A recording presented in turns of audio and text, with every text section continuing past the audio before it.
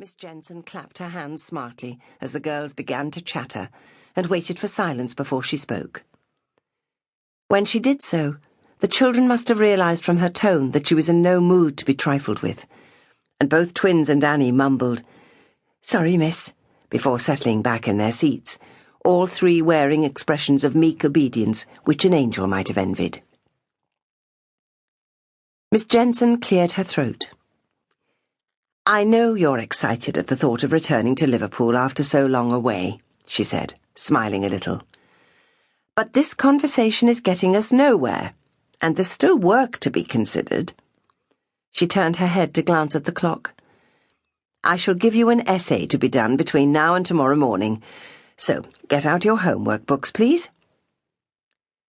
For a moment she wondered wildly what subject she could choose which would be interesting enough to put the thought of returning home out of the heads of her rebellious charges. It was not an easy choice, for the class now consisted of children of various ages who'd remained behind after a good few of their classmates had returned to the city when the worst danger of bombing raids seemed to be over. The twins, Miss Jensen reflected now, were a case in point. After their mother had been killed in the May Blitz, their father, Alex Lawrence, who was sub-officer on Blue Watch at the fire station in Old Gadwell Street, had explained to both the teacher and the farmer's wife that with two 9-year-old girls on his hands, he would not be able to give his whole mind to his job, which was an essential one in wartime. Both had agreed that he was doing the right thing. In the 4 years since then, he had managed to visit them 3 times, and Miss Jensen thought that no man could have done more, for the journey was long and complicated. She had met Alex Lawrence once or twice and had liked him. He was a tall, well-built man with close-cropped light brown hair, and though not handsome, he had a craggy and attractive countenance and an easy, pleasant manner. The teacher knew that he wrote weekly, because the twins were proud of his letters and showed them around.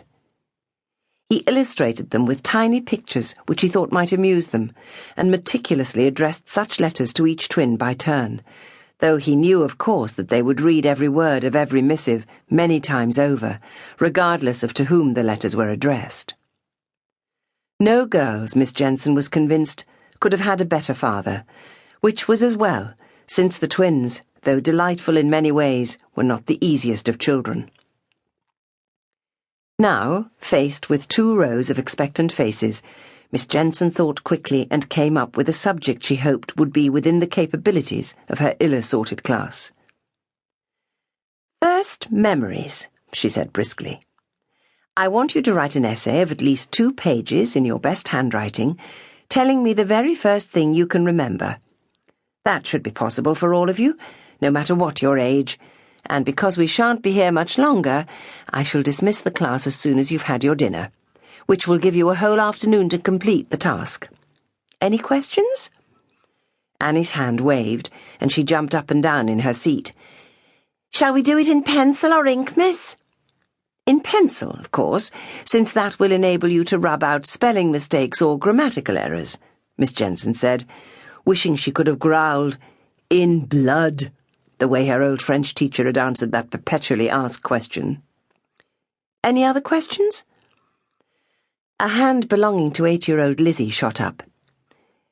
"Please, miss, I don't remember nothing before the fire, and then all I remember is this great big tall fella with a shiny hat on his head carrying me down a ladder. But that weren't me first memory, 'cause I were quite big by then. But do remember a single thing afore that." "And that is your first memory?" Miss Jensen was beginning, when Gillian interrupted. "I bet that were me dad, the fellow with the shiny helmet," she said importantly. Miss Jensen opened her mouth to tell her pupil to speak properly, the way she'd been taught, then shut it again. In normal circumstances, the twins spoke with very little accent, but now, thinking about going home to Liverpool, they seemed to drop into the dialect they'd scarcely used for the past 6 years. "He saved 1,000 kids, my dad." "Not 1,000, Joy cut in, looking reproachfully at her sister. "There ain't 1,000 kids left in Liverpool because of the evacuation." She twisted round to face the younger girl.